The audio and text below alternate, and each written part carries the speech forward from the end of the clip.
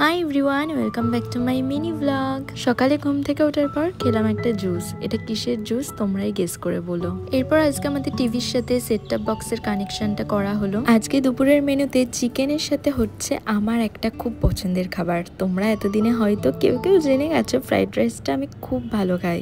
এরপর একটু সময় নষ্ট না করে বসে গেলাম খেলা দেখতে। আজকে ইন্ডিয়া আর নিউজিল্যান্ডের ফাইনাল ম্যাচ।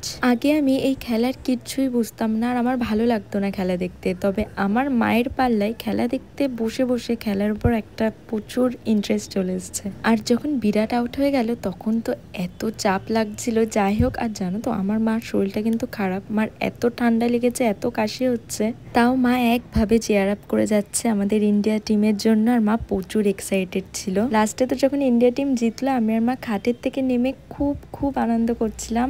অ্যাট লাস্ট আমাদের ট্রফি আমাদের হাতে। তো চলো আজকের জন্য বাই।